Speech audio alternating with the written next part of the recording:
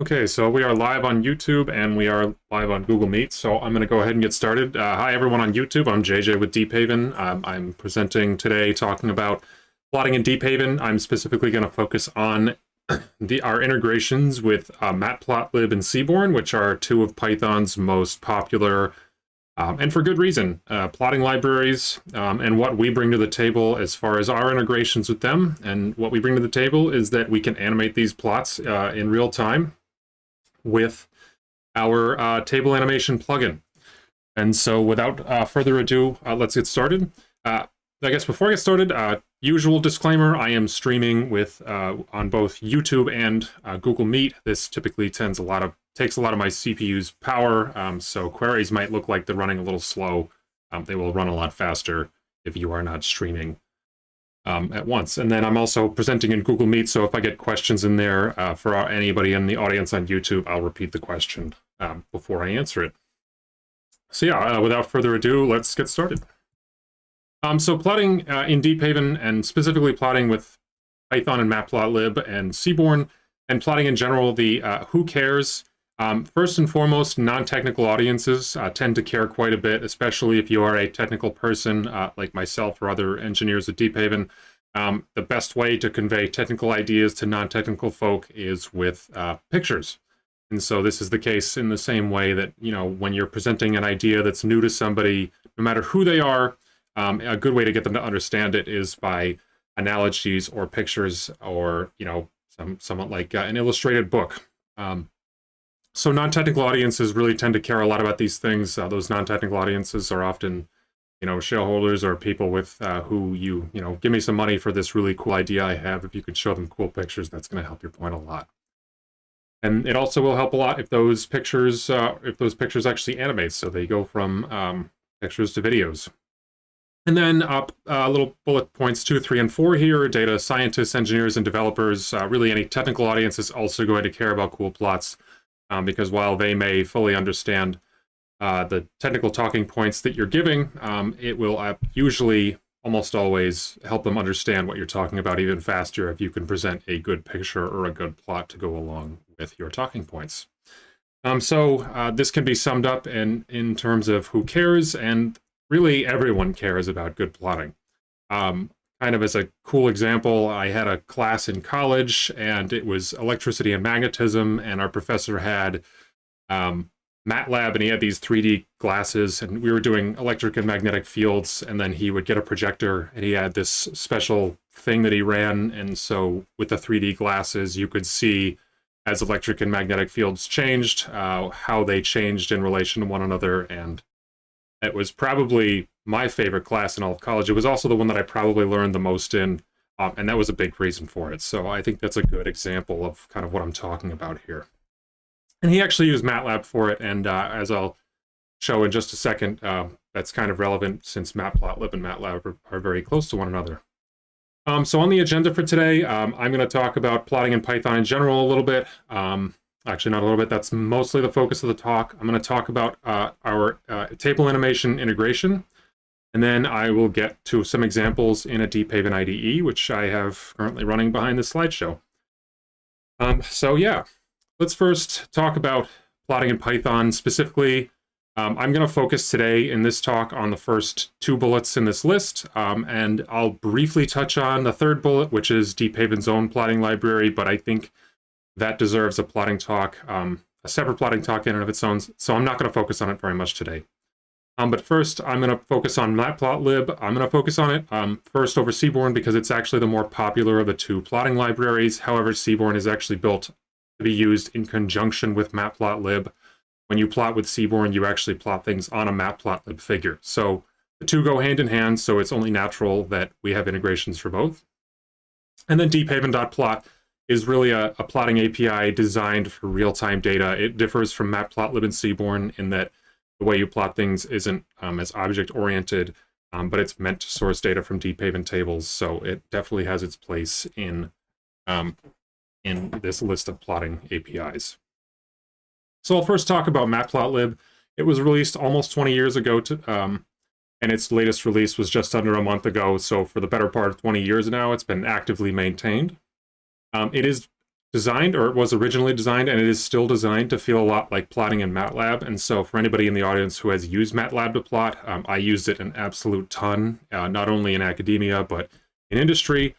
And MATLAB's plotting is very intuitive and has a nice, easy learning curve to get started with. So that's one of the really nice things about matplotlib, is that it's pretty easy to get started with, and then creating more and more complex plots starts to just become more of a natural thing as you continue using it. It has an object-oriented API, and it can plot data from a variety of sources. However, those sources must be Python objects, and that's important specifically when using deephaven, as I'll show in some examples a little later. Seaborn, I actually don't know when Seaborn was originally created. However, its latest release was just under 2 months ago, so just like matplotlib, it is being actively maintained. And that release date is can be found on their GitHub, and they have, they're just as active as matplotlib is. So, the best description, and it's kind of a, it's too simple, but it's that Seaborn is ever so slightly harder to use than matplotlib, but it is more common for creating complex plots. So it's actually a little more common, I believe, in things like academic papers to see Seaborn used to do these visualizations, because they're typically quite complex, than it is matplotlib. And then another important thing to note for Seaborn is that Seaborn typically sources data from pandas data frames, which is particularly important to know when using it in conjunction with deephaven, because when you animate a plot, you'll have to fill a pandas data frame as a deephaven table grows in order to keep the figure updating with your real-time data. So I'm not going to go into great detail in terms of matplotlib syntax in general. There is a wealth of information online.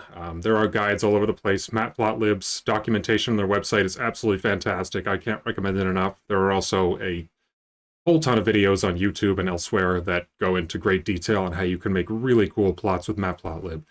I just want to note one big difference in what you might expect if you have experience with matplotlib. So on the left is a very simple usage pattern, and it creates the figure you see on the right. I didn't actually put the X and Y values, but they're just two lists here. And so the biggest difference is in the last line of the code. It says myplot equals plt.gcf. Typically, when you use matplotlib in a Python application, you'll do plt.show, and that'll bring up a new figure, which you can interact with and stuff. When you use deephaven, plt.show is not going to do that for you. You're actually going to use plt.gcf, which is short for get current figure, and that will bring the plot into the forefront of the IDE. And so the same goes for Seaborn. This is it's actually a really cool figure that you can create in 5 lines of code. But yeah, and this particular figure has a whole bunch of really cool stuff in it. But in the same instance, we use GCF instead of show in order to bring the plot into the forefront. So I also want to talk about TableAnimation today. This is one of the big focuses of the talks, and this is a Python class that makes animating matplotlib and Seaborn plots nice and easy. It is a class that is a part of the deephaven matplotlib plugin package. Plots will animate via a function that will be called every time a table is updated with new data, and it will draw the new data in accordance with a function that you define as soon as that data enters the table. And so this deephaven deephaven matplotlib plugin is pretty easy to install and configure. We have guides, which I will provide a link for in the video description once this video is finished being live. And basically, all you have to do is extend deephaven and add the appropriate JavaScript support for it, because these things are actually written in JavaScript. So with that said, I want to get into some examples. So if we have no other questions, or no questions at the moment, I will jump right into those. I have to change the tab that I'm sharing with Google, so give me just 1 second.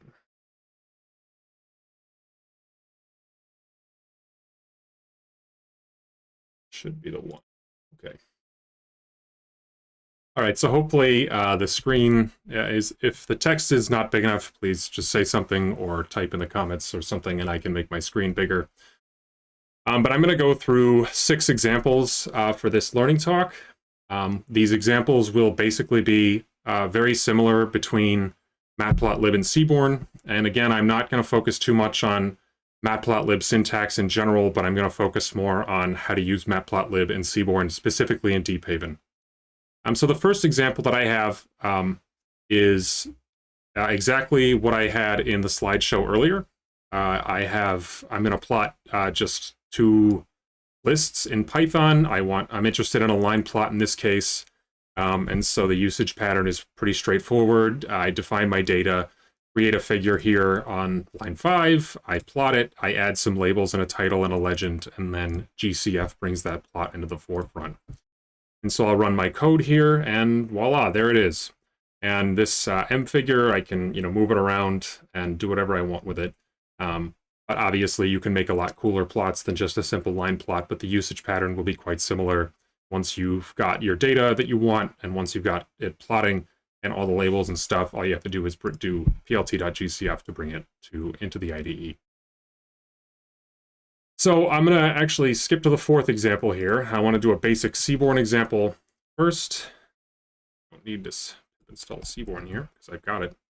I'm going to, and I'm also, I've already imported matplotlib .pyplot from the first matplot example. So I'm going to import seaborn. I can actually load a data set from seaborn itself, and seaborn plots on top of matplotlib figures. So once I've created the figure itself, I can call whatever seaborn plotting method I want, and it will actually plot it on the particular figure that I'm working with.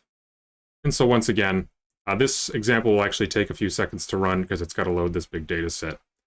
And the plot is a lot more complex, but you'll see that the plot looks exactly like the one that I put on the slide of just a couple minutes ago. And it's a pretty cool plot. And it kind of shows just how, some of the complex plots you can create really easily with seaborn. So while this is running, I'm going to bring up, and once again, just a reminder that when I'm streaming to both YouTube and Google, stuff runs quite a bit slower. Actually, going to expand this window when I talk about this one because I'm going to go into much greater detail about this, about an example using TableAnimation. Probably should have picked an example that doesn't need a load. Hey, there it goes. Okay, so, and also it's worth noting that seaborn typically sources data from pandas data frames, so we'll see the pandas data frame appear here on the bottom. It's taking data from that, but we can see this cool figure, and it's got penguin species and some different observations about them. So I'm going to first do 2 examples with matplotlib, and then I'll do what are basically the equivalent examples with seaborn. And these examples will use TableAnimation. So important to note that I am importing TableAnimation from deephaven's matplotlib plugin. And so what I'm going to do is I'm going to create some real-time data. In this case, I'm creating a timetable, and this timetable will update once every second. It's going to have 2 columns. It's going to have a row index, which is just an integer. So this is going to be 0, 1, 2, etc. And then I'm going to take the sign of that value. So pretty simple stuff. But this is just going to continue updating forever or until I tell it to stop with an X and a Y value. And that X and the Y is what I want to plot. So just like before, I'm going to create a figure with matplotlib. I will actually create a single subplot on this figure. And then I'll also create a line object that will hold some data that I'll actually plot. And so when you use matplotlib, there are a few different ways you can actually animate a matplotlib. In this case, what we're going to do is we're going to plot 2 separate lines that are held, or it's 2 separate sets of data that are actually just Python lists. So a TableAnimation is a class that can be constructed with 3 input arguments. The first of which is your matplotlib figure, which we conveniently defined on line 8 up here. The second is a table, which hopefully is updating in real time, because if you've got static data, there's no sense in animating it. And in that case, that real-time table for us is called TT. And the third is a function, and that function is going to define how the data updates and how you redraw the plot. And so in the case of the function, it's called updateFig, which we have defined up here. And what update will do, this update fig function will take two inputs. It takes a set of data, and it takes an update, which simply is another argument that basically tells it when the table updates itself. So the first thing we're going to do is we're going to call this setData method, which is a method on this this line object that's a part of matplotlib itself. We'll set the data with the two columns. This X and Y correspond to the column names you see here in my table. So we're just telling it plot the data that's in the table. And then we will relimit the axes and do some auto scaling so that the axes scale as the plot continues to update. And so there we go. We've got this table updating here on the bottom. This normally would update once every second, quite consistently, but just again, when I'm streaming it kind of can be a little slow. But yeah, we can see here that I've got this sine wave, honestly nothing all that exciting. It's plotting in real time, and it looks cool. And this is just going to keep going forever until I tell it to stop, so I'm probably going to tell it to stop in a minute. And so that brings me to another important point, is that matplotlib and seaborn weren't necessarily built for real-time data, so it can be quite useful to downsample the rate at which you continue updating your plot. And it's really useful in the case that your table actually updates really fast. Say, for instance, you've got a table updating with like 10 new data points a second, and you want to plot all sorts of stuff. You've got a few different options, one of which is to actually downsample the rate at which the table you source data from updates itself, and deephaven has a bunch of built-in methods to do that. Another way to do it is actually by changing the rate at which update fig updates data. So this is a really just this example is almost identical to the previous one I just ran. And I'm actually just going to delete these so they stop updating. And so if you take a look, this example is nearly identical, except this time I have an index that I set. I call it a global inside of update fig, and then every time, or basically if index mod 5 is 0, so once every 5 updates, it's actually going to draw that data instead. So when I rerun this, instead of updating the figure every 1 second, it will update the figure once every 5 seconds. So there it is. And we see it update again. I can keep up. There we go. And so this is just, again, a really simple way to downsample the rate at which you keep drawing plots. And it's, again, not particularly useful in the case that I just want to plot a simple sine wave. We saw earlier that it had no issues keeping up with that. And so that brings me, I want to go to seaborn and just do a couple of seaborn examples now. And these examples are going to be almost identical to what I just did. So in this case, we've got all the same stuff. I've got another table called TT. It's a time table. I'm going to plot cosine instead of sine this time. I'm going to create a new figure. And then as I mentioned earlier, seaborn typically sources data from a pandas data frame. So in our update fig function, we're actually going to have to convert our deephaven tabular data into a pandas data frame. So thankfully, deephaven has a built-in module for this called deephaven.pandas. And so on every update cycle, I will clear the figure just so that I don't actually keep drawing over old lines again and again. I'll convert my deephaven X and Y columns to a pandas data frame. I call the plotting method I want. In this case, it's just line plot. And then I update the figure and bring it to the forefront. And when I run this, we should see this looks quite familiar, except I'm plotting my X value at this time is actually a decimal instead of updating by 1 every time.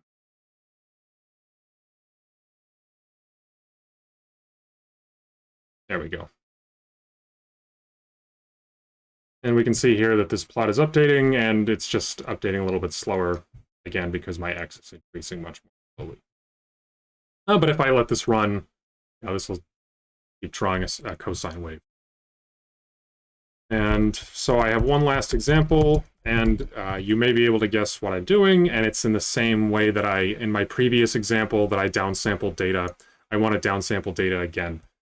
We could see this time when I'm streaming, it really kind of had a tough time keeping up with plotting it, redrawing it once every second. And so when I come over here, I'm going to just do the exact same thing. I'm going to keep an index variable, and I'm going to update it by 1 every time update fig gets called. And in this case, maybe I want once every 10 update cycles to redraw instead. And when I rerun this code, we will see basically the identical result, except instead of trying to draw on every single table update cycle, it will draw once every 10 update cycle.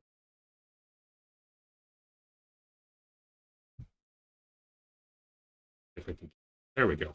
Okay. And that's basically all of the examples I have. I like to keep these talks between, less than a half hour, and that's with questions included.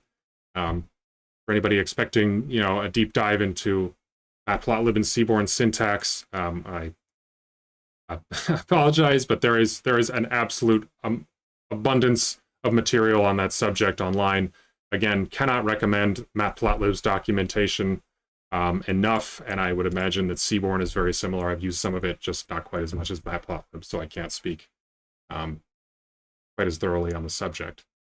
So with that said, I am going to open it up to questions now. So again, if anybody in the Google Meet that I'm in does have questions, I will repeat them for our YouTube audience before answering it.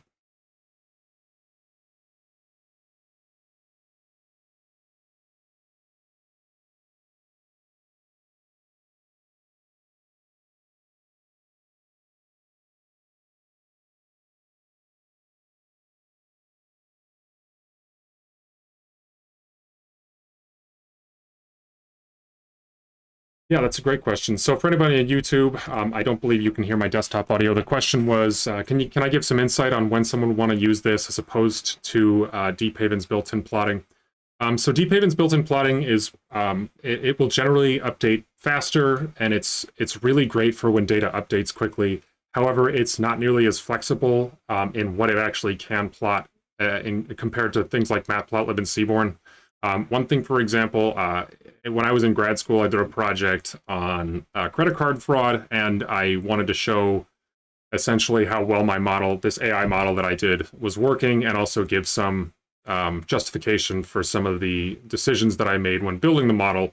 And so in the case of those justifications, I built some 3D plots that showed just how well my model was working. And those 3D plots would take some credit card purchase parameters, they're all anonymized, and it would plot them, and it would give different colors to things that it determined to be valid or fraud.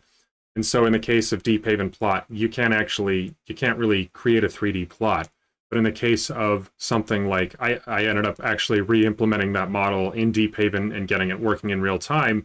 And so it would probably be really cool if I could actually do something like this with my update fig function, where I have this 3D plot, and every time a new purchase is received in real time, or maybe I batch it kind of like I'm doing here, where every time we get 100 new purchases, it draws them in this big 3D visualization and draws things of different colors and stuff like that. So I would say that is that while matplotlib and seaborn weren't built explicitly for real-time data, they offer an amazing amount of flexibility in not only what types of plots they can create, but the different markers you can use and the parameters of the plot itself that can make them quite visually appealing.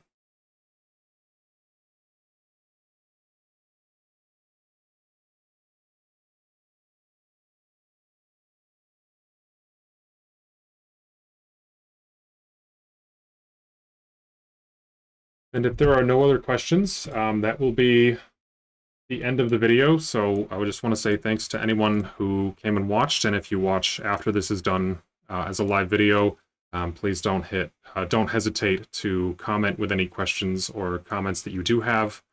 And if you are interested in more content like this, we do learning sessions fairly often, and I'm hoping to follow up on this one with a deeper dive on deephaven.plot, and I can actually show what I'm talking about when I say it was built for real-time data. So thanks again, and yeah.